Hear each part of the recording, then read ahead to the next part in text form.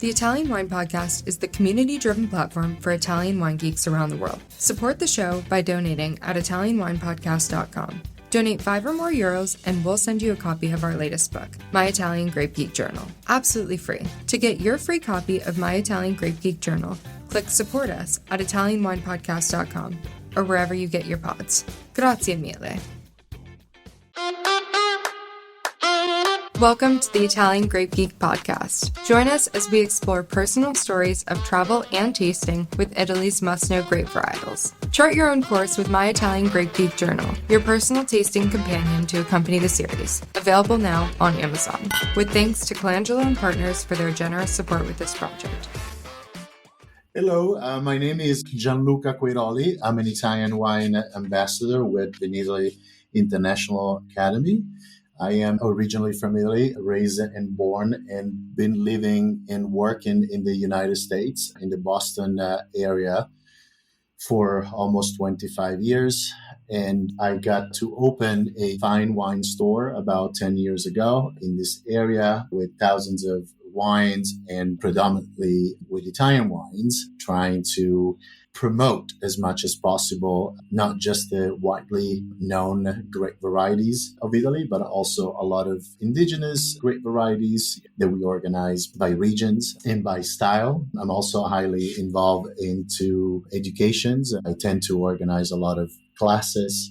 I launched the first Italian Wine Maestro back 3 years ago here in the US with the help of the Vinitaly International Academy. Like I said, a lot of educations, classes, wine events, wine dinners, and so forth.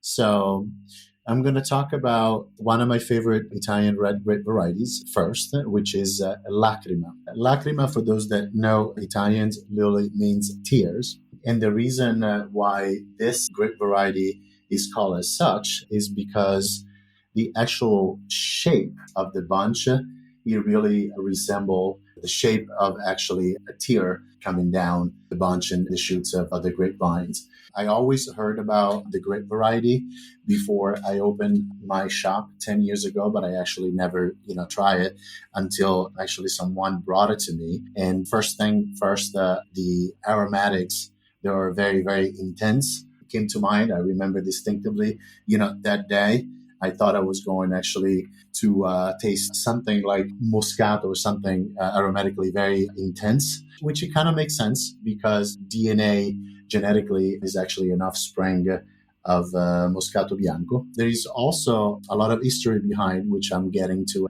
in a minute.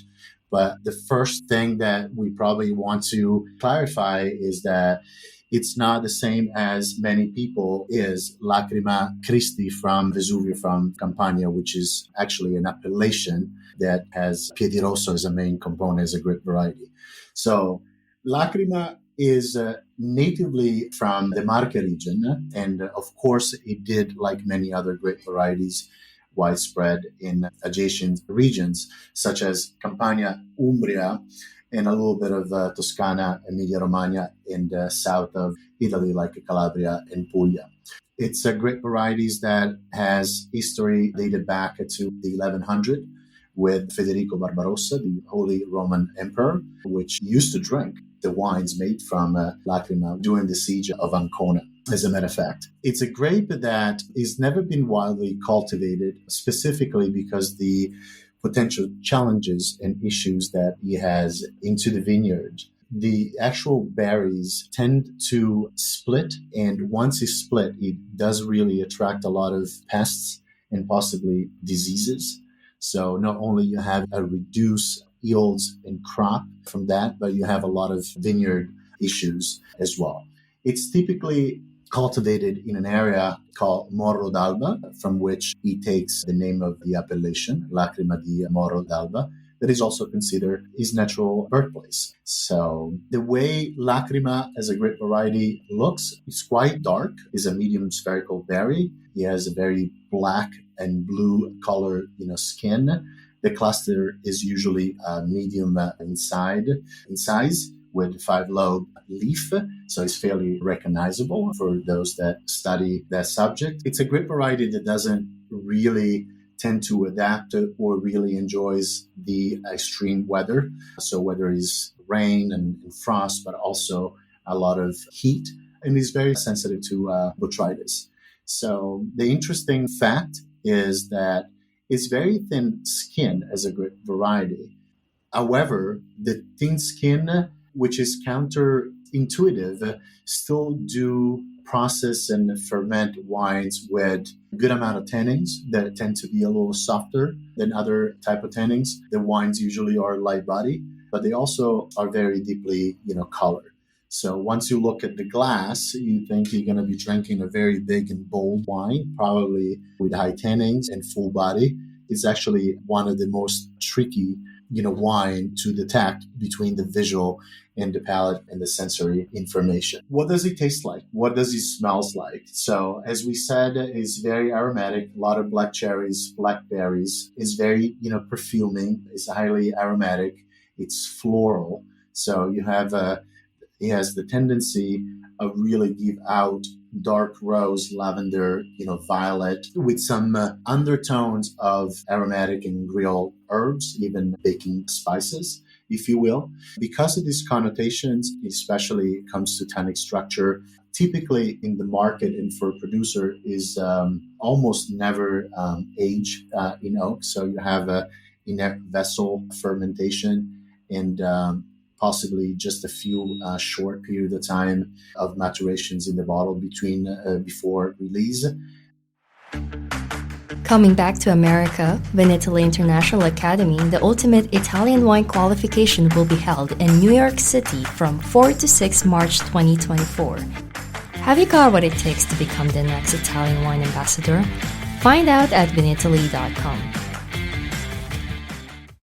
They tend to have early drinking ability as opposed to the structure and the factors to go for a long age. But the acidity is good, which make these wines a lot of fun, easy drinking, and fairly easy pairing with wines. The norm is to have dry still reds, although there are some small producers that actually make passito from these grapes.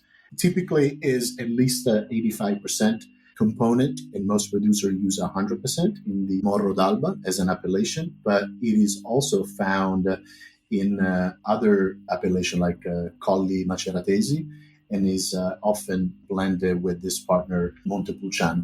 As we said, it's fairly easy to pair, although it has this very high aromatic intensity, but it's typically used in combination with maybe some aged cheeses, with some veal in tuna sauce, local cuisine like Vincis Grassi, and original typical market lasagna, sort of, but also some gnocchi bolognese, as well as some pulled pork that we actually did in some of our classes matching this wine with. Some of the producers that you can find on the general market, you find it here in the US and in other countries outside of Italy, probably Umami Ronchi, as well as Velenosi and Stefano Marcinelli e Vicari.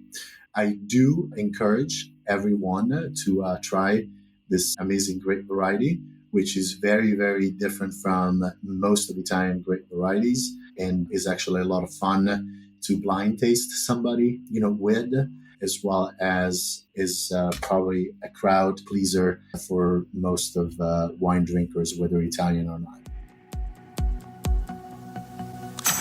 Listen to the Italian Wine Podcast wherever you get your podcasts. We're on SoundCloud, Apple Podcasts, Spotify, Himalaya FM, and more. Don't forget to subscribe and rate the show. If you enjoy listening, please consider donating through ItalianWinePodcast.com. Any amount helps cover equipment, production, and publication costs. Until next time, cin cin.